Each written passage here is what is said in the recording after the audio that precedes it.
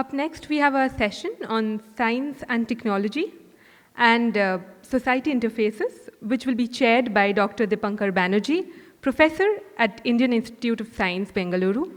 I would also invite Dr. Banerjee and our speaker for the session, Ms. Shubhasri Desikan, associate editor at the Shastra magazine, IIT Madras. Kindly come, ma'am.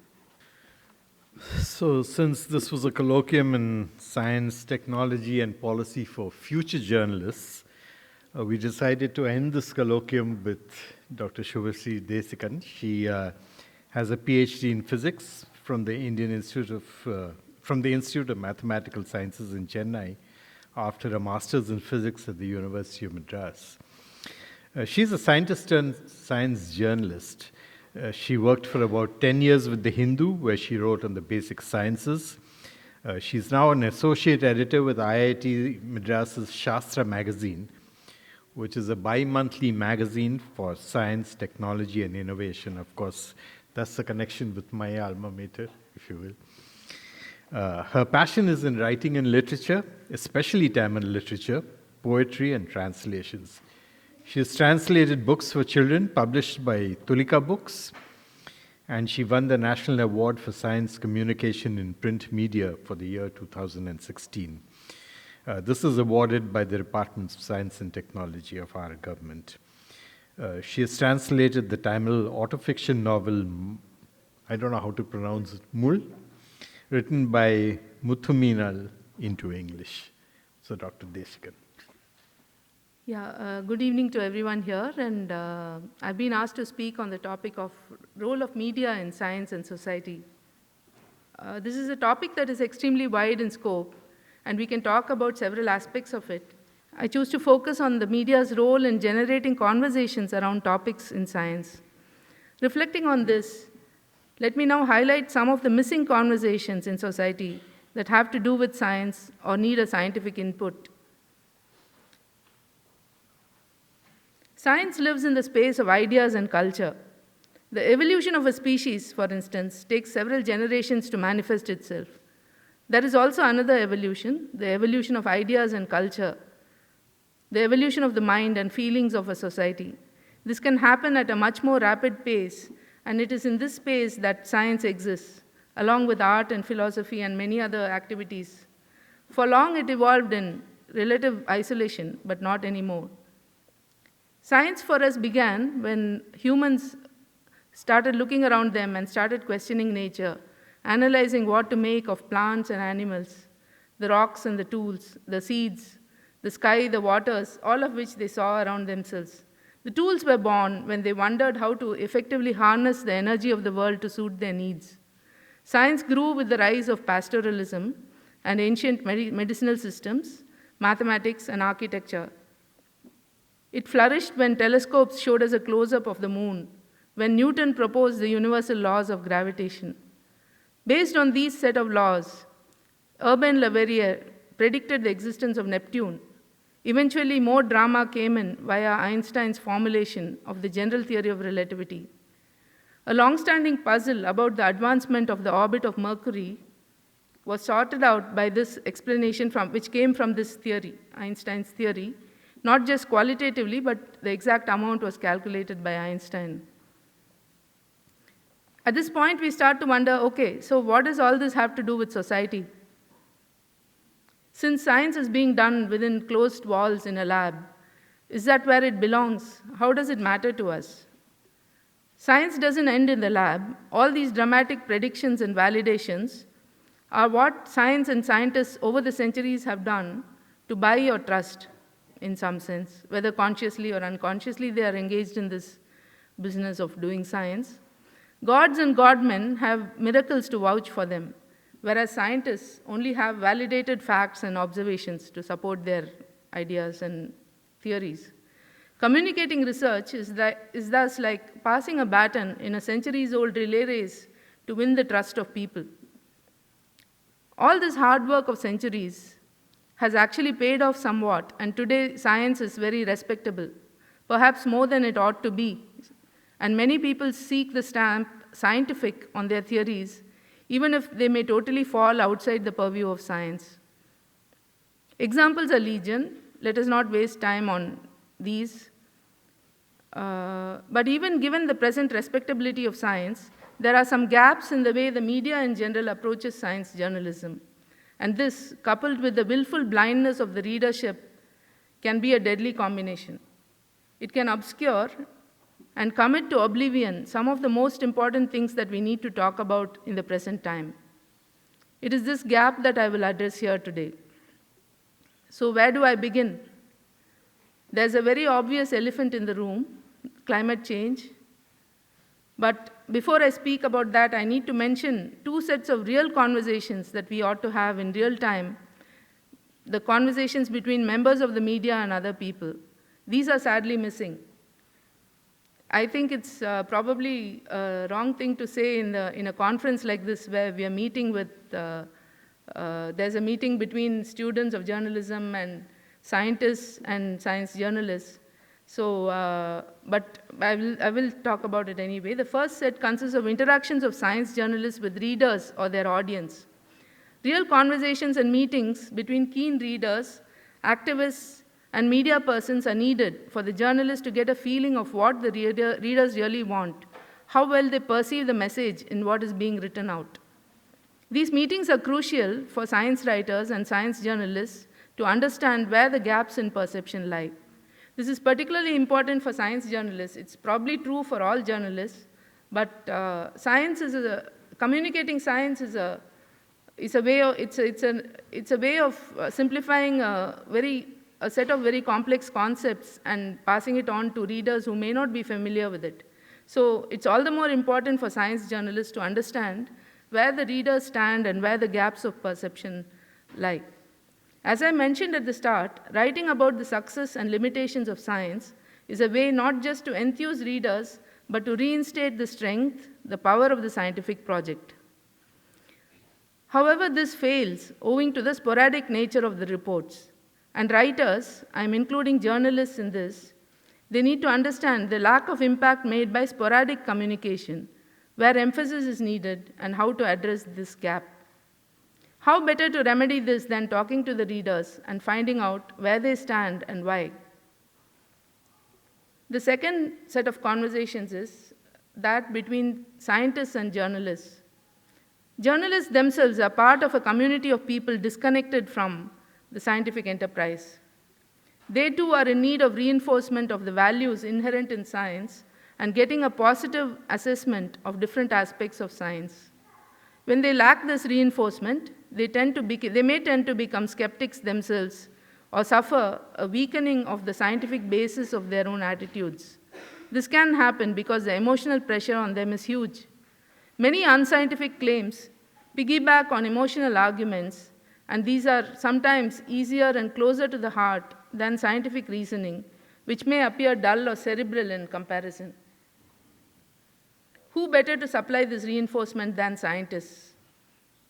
On the other hand, scientists are so sold on their work and efforts that many of them do not understand the dichotomy and gaps in people's perception of the role of science in their lives. They may be insensitive to critiques of science. So who better to educate them than journalists? These are the ones who straddle the two divergent worlds.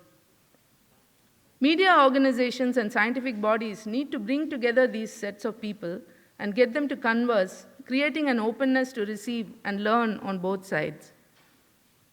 Now for the missing conversations.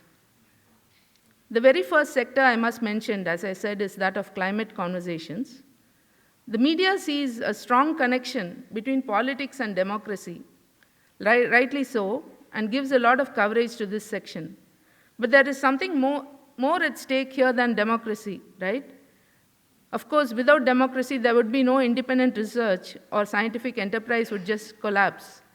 But the existence precedes essence, and the story of climate change is just not being given the importance that politics, business, or even sport is being given. By coverage of science, I mean we should have consistent and holistic stories about changes happening around us, not just sporadic op-eds or knee-jerk reports on the Congress of Parties meetings and so on. In the science journalism elective that I teach here, one of my students asked me, Why are there so many reports on new species being discovered? What do we make of them? I think you're here. Where are you? Okay. So what do we make of this? This is a perspective that is needed sorely, not just in terms of new species. Similarly, there are reports about excessive rainfall, cold waves, and floods. Yet these are just isolated reports. We don't understand what is happening, the pattern behind them. So we need deeper stories that go into the depth of all these things. You have already had one person talking about environment, and I'm sure some of these issues were touched over there. A paper that I read recently quoted a study in which it was found that messaging was wrong in most climate stories and in scientific communication. Most of the reports they found were too much focused on what is happening around them and not really giving any guidance as to what ought to be done or what is the positive assessment of the problem that is at hand. So they felt that people would respond better if given a positive assessment of the situation and an outline on what is to be done rather than if they were given a doomsday scenario, which just creates panic. Awareness of where we stand is needed at all levels, from college students and organizations to researchers and governments. A deep educational and communication strategy needs to be built up in media houses for this. A close relative of climate science is the environment, though it is many times placed in opposition to science. So conservation is a subject that is dear to many. Some issues even get space in newspapers and portals. The point is, however, that there are no conversations around many of these topics, and we are raising a generation that thinks tackling climate change and environmental issues is about planting trees. The audience here may be more enlightened, certainly, but I'm speaking about the thousands and millions out there who partake strongly of writing lacking in scientific reason. Emotion is surely needed and is at times indispensable in seeing right from wrong, but the articles need to be tempered by science too. An example of such misunderstandings is the attitude towards reviving forests. So in the mountains, there are grasslands, rich and complete ecosystems. If you plant trees in these areas, you would be destroying the grassland ecosystem. So when you plant trees, you need to find out whether the trees suit the ecosystem, whether they are destroying it, and so on. But do we talk about these things? It's unfortunate that most articles that address developmental projects encourage just a binary argument, a for or against mindset, which in turn feeds an anti-science pressure. The devastation that can result is huge. I personally feel that a book that needs to be written, a slim readable volume, is about how the India-based Neutrino Observatory project got destroyed. The lack of scientific conversation about it was key in this process. Do we understand the tension between environment and science really? I think there are people who do, and I will come to that again later. The next thing I would like to talk about is the energy question. There are two instances I would like to raise here. People with a sensitivity towards the mesh of climate change, environment, and energy question begin at home by declining unnecessary air travel, felling of trees, and sharing of hothouse flowers, and so on. But does this achieve more than being a salve on your conscience? We need to ponder on this. It takes a greater concerted effort, and we need to begin now, or we will miss this window of opportunity. A huge and countrywide thought and effort on this issue is needed. Let us take the energy question. Energy security is the biggest defense of any country. As a developing country, our energy supply needs to be increased manifold to suit our demands. The strategy for doing this has to be worked out in a scientific manner, even while going green. If we just encourage green concepts without analyzing it with reason, perhaps the middle class will gain some benefits, but the majority of those living in poverty today will be crushed. What are the conversations around these energy budgets? I think this was also mentioned in the earlier talk where he spoke about I think there was a question about the environmental cost of training a artificial intelligence model. So this was a brilliant article, and I thought it was a good question. And it's the kind of thing that we need to write about, but there are very few articles that delve into questions like this. The second point is electric vehicles, they're green all right, but what is the carbon emission factor related to their production? Do we have monographs on this? Are they available to journalists? And do we seek out these informations really? Discovery of lithium reserves in Kashmir makes us wonder how useful it will be for electric mobility in India. What will be the environmental cost? Is lithium extraction likely to be energy intensive? What is the playoff? There are a lot of people who have ideas on this, but do we actually have conversations centered around this? I think the media can play a huge role in this also.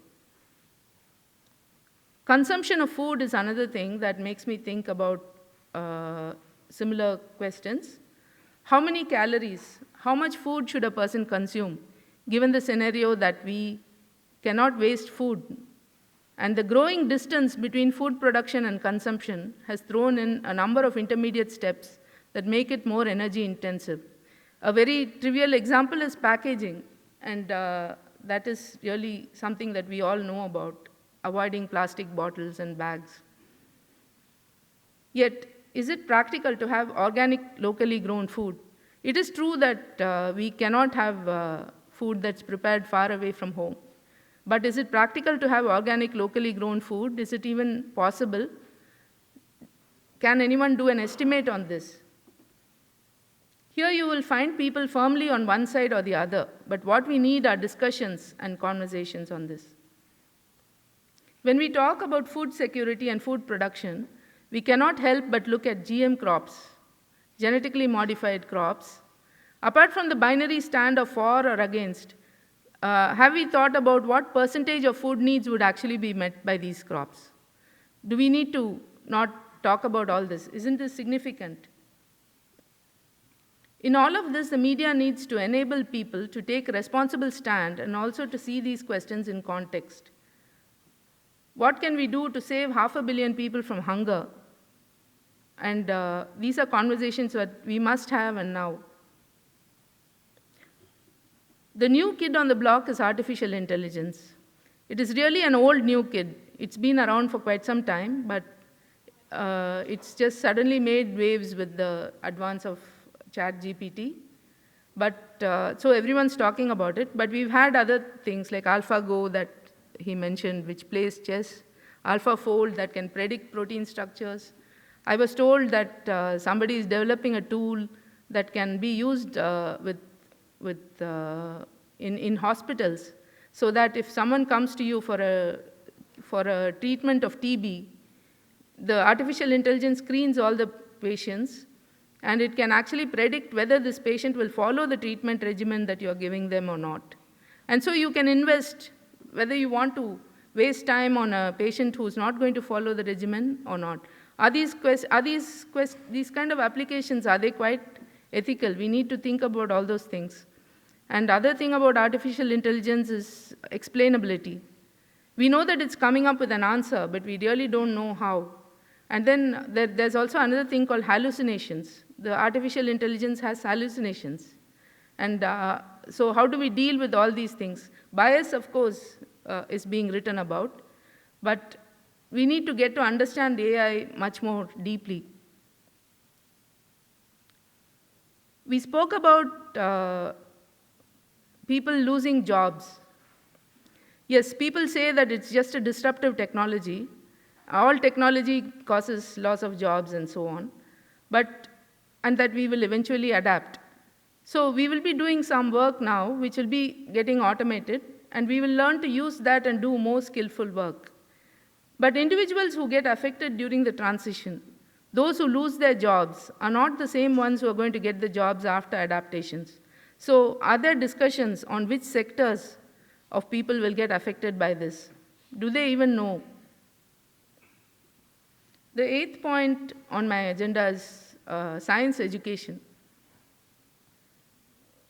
This is a less urgent and harmless looking space where silence prevails. The quality and content of science textbooks. Apart from the teacher, for poor rural children, textbooks are the only window to the universe. Many times they are a standalone instruction, standalone mode of instruction. Does the media have eyes and ears for how science textbooks are written? Let us debate various points using the media so that public is engaged and aware on this. Do we study facilities for experiments in schools? There are so few labs. Hands-on science is a pipe dream for most children. Finally, we are quite disabled when addressing the education of the disabled. There are many more questions. Gender sensitivity in school going beyond the binary. Dealing with intersex children in school. What is the data pertaining to such children? Is there even a concept of maintaining data? And how and why is it missing? Women's health is a taboo subject altogether. And for example, we do talk about cancer, we do talk about breast cancer, and the doctor spoke about ovarian cancer being a great danger and all that. But specific details of women's health is still, I find, not very much spoken about. Is it a taboo subject? Gender-based violence and sexual harassment in almost any place. Lack of awareness is the main culprit here. Much can and needs to be said here. Let bygones be bygones, and let us start now and start promoting awareness about these things. The law is considered to be quite weak on this, but we can compensate for that by promoting awareness. That was the general understanding. Finally, a critique of science. I keep this point last because there are already some conversations happening around it, especially on the theme of the lack of women in leadership roles, lack of diversity in appointments, lack of inclusivity, etc. But I want to dwell a little on the culpability of science in the present global crisis. I mentioned earlier the conflict between science and environment. I also want to talk about that here. So before I do that, I'll briefly digress to explain a small concept called geoengineering. I guess many of you may have heard of this already. Geoengineering is basically engineering the Earth system to tackle effects such as global warming. One example is this. Climate science studies have shown us that global temperature is rising above its value during the pre-industrial levels. We know that global warming has to be lowered or regulated to fall below 2 to 3 degrees more than pre-industrial levels. So how do we achieve this? The longer route is by cutting emissions and controlling greenhouse gases, modifying our lifestyles and modifying the way we live in a very, very large sense. There's a lot of talk around this. Meanwhile, some researchers are exploring another route, and that is to inject a dust of tiny mirror-like mica particles into the stratosphere, which will reflect the sun's rays and shield the Earth and thereby lower the temperature to below pre-industrial levels. As you can imagine, this would involve a humongous amounts of dust to be carried to the stratosphere and injected there. You just think an order of, say, 50,000 aircraft going to the stratosphere and doing this. It's not yet being implemented, but there are people who are seriously researching this. And there are also Indian scientists who are investigating the costs and the drawbacks of this method. For example, in IISc Bangalore, Govindasamy Bala is one person he's researched the effects on the monsoon winds of doing this, and so on. Going back to the critique of science, I want to read out some extracts from Amitav Ghosh's book, The Nutmeg's Curse, where he talks about the culpability of science and the co-opting of environmentalism by fascist forces. I read, "It remains true nonetheless that dominant science has a long history of reinforcing militarism and colonialism, and that it tends, generally speaking, to produce outcomes that favor the world's ruling classes and nations.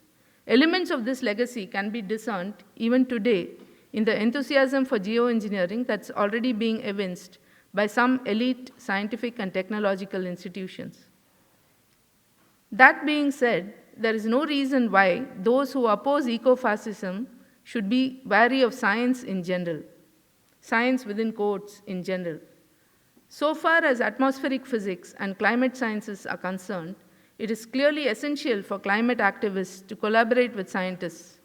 It is important to note that environmentalism too has undergone major changes in recent years, with many leading organizations disowning past practices and creating alliances with indigenous people. The emergence of an increasingly vocal environmental justice group in the US shows that there exist many commonalities between the concerns of the poor and indigenous Americans and their counterparts in other parts of the world, commonalities that were obscured by elite environmentalism. A page later, Amitav Ghosh connects us with the sociology of caste. The waning of anti-mechanistic, vitalist ideas as the potent force in Indian politics is due in large part to the caste system, which ensures that people whose lives are most closely tied to the land's soils and rivers, forests and coasts are relegated to the farthest margins of the power structure.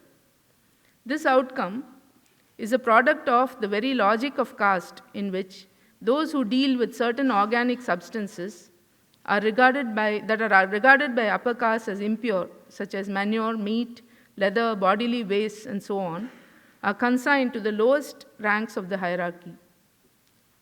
Later on, he continues, the logic of caste thus counteracts and effectively negates the elements of vitalism that are present in the Indian belief systems. What recent experience shows, rather, is that upper caste conceptions of sacredness are dangerously susceptible to political appropriation and manipulation. In a detailed study of 3 different Indian environmental movements, Mukul Sharma has shown that Hindu fundamentalists were able to take over all 3 by mixing the language of green activism with upper caste ideas about diet purity and sacred spaces. Environmentalism has thus served in a classical eco-fascistic fashion to strengthen the grip of dominant urban groups while marginalizing Dalits, Adivasis, and poor Muslims. Sharma also notes, with its political discourse, the Hindu right has also shown that it has the power to absorb, co-opt, and reorient the political trajectory of an environmental movement. That was Amitav Ghosh in Nutmeg's Curse. From these extracts, it seemed to me that nothing is worth wholly accepting or denying, and if dominant science has served militarism and colonialism, environmental movements too have been hijacked by fundamentalists to serve their own purpose. It was the power of science that showed us the reality of global warming and anthropogenic climate change, so it is up to us to tap the side of science that empowers and educates. More importantly, communicating and writing about science and developing a perspective on issues that is critical in a scientific way is, to me, the way to tackle several global crises. The science media can thus enable a synergy between science and several other fields in this context. I'll stop with that. Thank you for giving me this opportunity to speak, and thank you all for listening.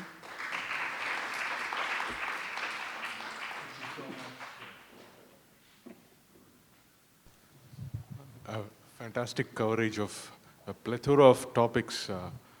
There is a lot of food for us to take home and eat and savor. But I want one thing.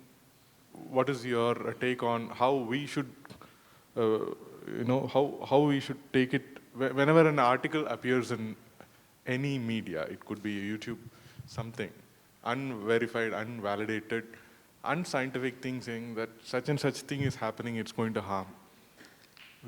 Our antenna go up. We don't analyze, being a scientist, we don't go deep, ask 2 questions deeper.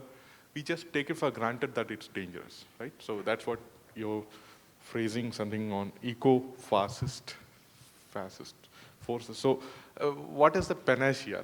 Can you give us some thumb rules as to how an educated person, common commoner who is educated can, save oneself from such false propaganda, knowingly or unknowingly. It's full of such things. In the moment you open WhatsApp or YouTube, such things fill our minds. So actually, that is, if you look far enough, you will find other things. But my point is that there's a lot that the media can do in this, which is not being done at the moment, as in discuss these things deeply. Many journalists have a sort of a blindness towards certain aspects of the problem. So the problem is not covered wholly, that's what I feel. And we need to have more articles that are more articles, and I mean, whichever media you take, I would like the reports to be more holistic and rounded, which give different aspects of the whole problem, rather than, particularly in the online media, this is possible. At least in print, you can say you don't have space and so on. So that was my point. Ecofascism is something that was initially introduced to refer to governments that impose certain ideas that they feel is good, environmental ideas particularly, on people without reference to whether the people are accepting it or not. For example, say vegetarianism or something like that. But to say that it is good and to impose it on a large number of people without their consent. But later on, it actually moved on to people who believe that population is the whole cause of a lot of problems, and there would be people who are shooting out members of the minority communities, say, and then they would identify themselves as eco-fascists. So that is, the term has kind of evolved over time, and I would like to tell you about that also. If I may ask one more question, you clearly pointed out the missing conversations, what we should do. The reader should interact with the journalist, the science journalist should talk with the scientist. So as a scientist, we practice science. I myself practice physics, and some of my students are here. So I would like to ask, how we can fix the gap between communication between science and science journalists, because we are not trained to become, good in writing science for the public. We write only for this special group of people. So how can this barrier be broken so that we become more amenable to the comments which are... There was one meeting that was held in IMSC, Institute of Mathematical Sciences, several years back, I think before the pandemic, probably in 2018. And this brought together a whole lot of scientists and journalists, science journalists together. It was a very good meeting where a lot of relationships were forged and all that. And since then, but the thing is that that was the first of its kind meeting that I know of. And not much was done except introducing each other and becoming familiar with each other. There's a lot that can be done, like this meeting, this colloquium here, is actually dealing with many journalists would have got to learn about many aspects of science. And if instead of being a one-way thing, it is something that flows both ways, then you will also get to learn how to communicate and things like that. That's what I mentioned in the early part of my talk. Okay. Thank you, ma'am.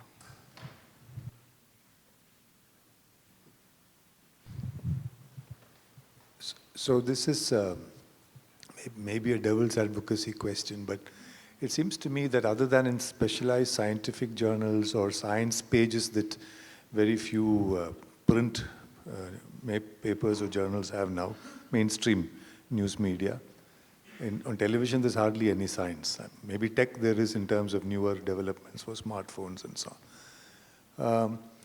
The writing on science may be more part of the problem than part of the solution, in the sense that either it's promoting a particular brand or pharmaceutical product or a particular idea which then has commercial market potential.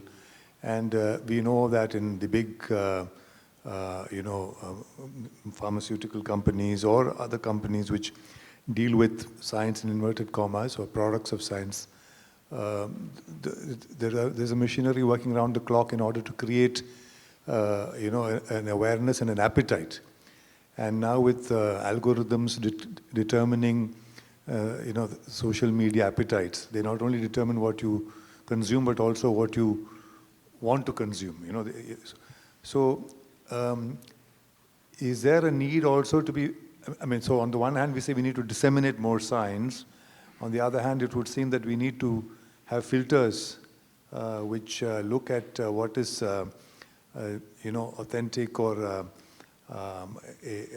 science without vested commercial interest, and science which is really getting someone to laugh his way to the bank. So that's. Yeah, there is a program on Rajya Sabha TV that Vigyan Prasad does, that is also science. It's just for your, that's a very small portion of the television media. But yeah, the larger question is, I don't think it's possible to completely filter nonsensical things from sensible science reporting through an algorithm or something like that. Maybe. But I noticed that once you start following a certain type of story, the algorithm throws up the same kind of story later on. So in that way, if you are discerning to some extent, maybe it will learn and show you the right ones later on. That is always a possibility. But I was really talking about journalists who are serious, I was addressing only that sector of people, not really the people who are not that keen on trying to be taken seriously. So I was very much focusing on only that. Yeah. Just to add that also the advertisements, the number of spurious advertisements you see, that if you drink this particular thing, you'll grow taller by 2 inches in 6 months, and so on and so forth. I think recently there's been some action against that.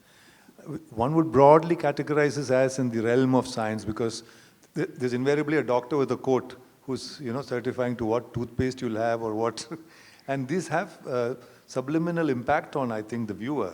There's a sense of scientific imprimatur given to these kinds of dissemination of information, which I think is very spurious and very dangerous. That's true, because that's what I mentioned in my talk about how many non-scientific ideas want the chapa of science to give them more validity. I believe in the morning session there was a discussion about doing science for science's sake and so on. So that is important, because that is what gives science its validity. As I said, scientists have been working very hard to win your trust. And that should not be misused in the manner that you're talking about, as a doctor advocating that you drink this particular drink or something like that. Yeah, but those things do get attention. I think we are broadly aware of these things and we do talk about them. So I wanted to focus more on the things that, even though we know that it's pressing, like climate change, how many really informed articles do we come across in mainstream media on this? I would say if you are devoting 3 pages to sport, you can devote half a page to climate science. Thank you, ma'am, for your lecture. I think it really brought together climate science and social justice. Mike, I want to go back to something that's been developing throughout the day, through all the sessions, about renewable sources of energy, which is being proponed at this time as one of the major solutions to the climate crisis. And a lot of energy, a lot of funding and effort has been going into it. So there was a question and then there was some developments, and you also talked about it, how there are a lot of loopholes in something like, even if I just take solar cells, for example, they are mined in certain places, people are displaced, silicon and all of these metals are brought out, there's a lot of energy and carbon emissions that are caused during its production, and all of that. So, and even if I take like something like biomining, I mean, it seems like there's a collective effort to remove the absolute impacts of harm that these processes do to climate from in front of our eyes, so it can be displaced. So are these solutions that are being proposed, are they just not implemented well, or can we say that they are problems in themselves? Yeah, that's a good question. And I think that there is no, like Nandan mentioned in the earlier session, uh, even if something appears to be green at one level, you dig deeper and you find that the cost is being paid somewhere else. And so we need to be very sharp on this and dig deeper and find out where exactly all the energy budgets are going. And then we will find that I personally believe that we have no choice but to roll back some of the things that we are already, doing. We are not doing it right, and we need to find out ways of living our lives differently so that and I don't mean just not eating meat or something like that, but I mean at the policy level, what are the governments doing? And they can be held responsible for making decisions that are vital in this process. If you would have seen today, there was a report, I think today in the Hindu, that about wind energy, how it is not a reliable source of energy, even though it's very green and all that, because sometimes there is wind and sometimes there isn't. And so you can't connect it to the grid and you can't use it. So you need to, of course, we can put pressure on people to develop better technology. We can do all those things as journalists, I believe. Can you quickly talk about, the notion of two things that are similar but not the same, right? One is the notion of, everyone has been talking about fake news, and what is the mechanism by which, we can make sure that it doesn't pervade. And the second is the notion of narrative.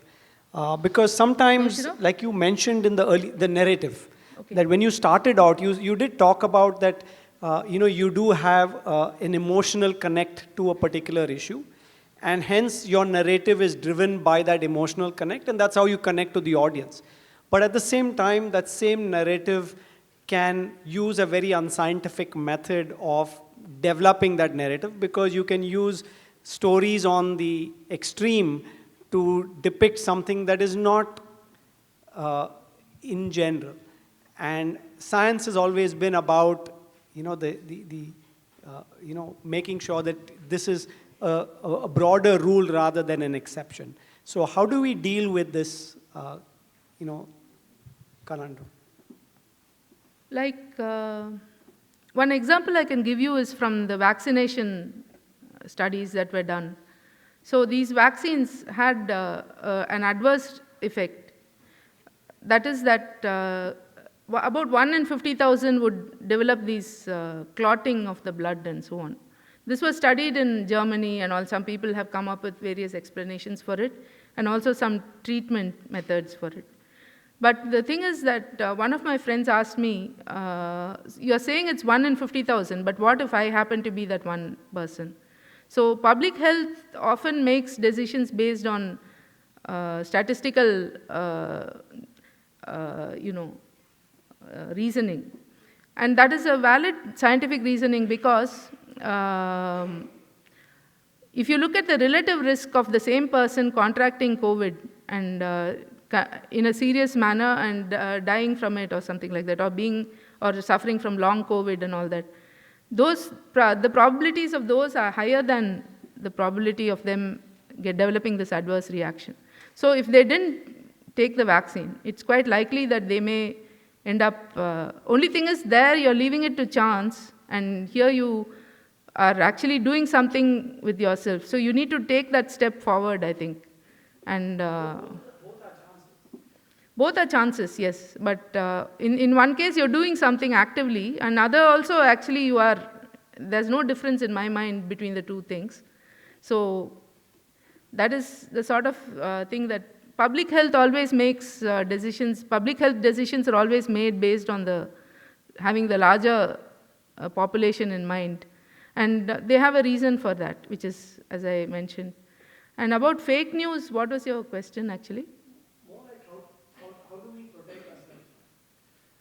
Now there are people who can actually discern fake news and the larger...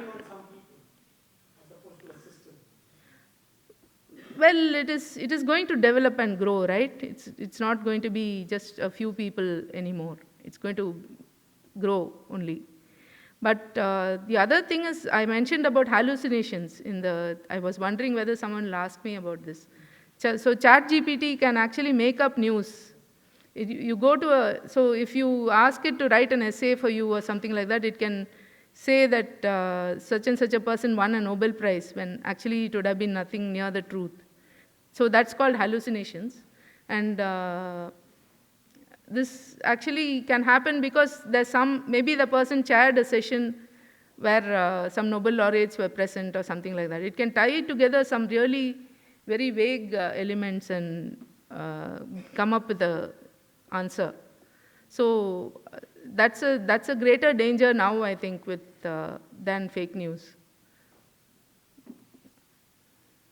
Thank you very much. I think okay, sure, yeah. So we'll have this as the last question. Shubha, thanks for tying it all together, things that we've been discussing from morning. So you mentioned two things. One on the emotional connect of the story, which could bias the storylines. That's one part. And in your conversation with us, you also mentioned about, certain climate-related events, heat waves happening, this happening, without any connect to anything being published. And see here, what my experience of interacting with people around me, general public, students, teachers, and multiple different stakeholders, what I've seen is that when you bring in and connect to the lives that they have, that there is an impact. They are able to relate to it. Relatability becomes very important. So, what would be your piece of advice to people getting into the media, whatever forms of media, journalism they're going to be doing? How do they kind of get the messaging right? Yeah, I did not say that emotion is not necessary. I quite appreciate that emotion is what makes you connect with people. All I said is that it's not sufficient to be emotional, and you need to temper your arguments with the scientific reasoning. That's all I said. But in answer to your question, I think the article I mentioned about positive messaging is this, that you don't simply say that this article was about the melting of glaciers. And so the messaging was that, in this article was that in another 100 years, we will lose all the glaciers that are there. And that would cause a significant rise in the sea levels. Now, if this alone had been reported, then it would just cause panic among people, right? If someone reads it. It's the emotion of panic that will be predominant in everyone's mind. But the article also spoke about how in stages we need to reduce the emissions and other things so that we control the temperature rise in a systematic way to below 2 degrees, below 2.5 degrees, and so on. So it actually gave an estimate of, if you did not reduce the temperature to below 2.5 by another 30 years, you will lose this percentage of small glaciers. And then the bigger glaciers would get affected and so on. So it was giving you a blueprint of how to go about it and what to aim for, some targets.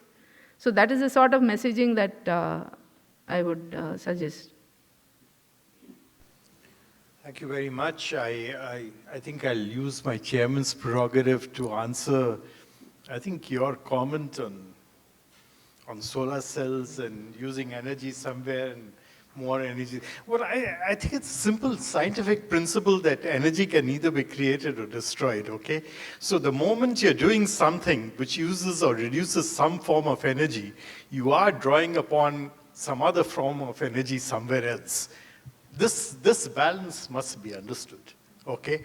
And I think what Dr. Indu pointed out in her talk is the idea of a sustainable development goal is to analyze the entire life cycle of a product from the raw material to the recycling stage to understand whether it tilts on the green side or not. And that is the kind of analysis I believe that we should look at, the kind of narrative that we should look at when we analyze technologies purely in terms of their energy costs. I think that is an appropriate scientific answer to that question on solar cells. And I think as the media, you should look for these kind of features which look at processes and products and technology in their totality, through their entire life cycle, rather than focusing on isolated incidents and comments. So, but thank you again, Dr. Deshikan. Thank you for being here with us.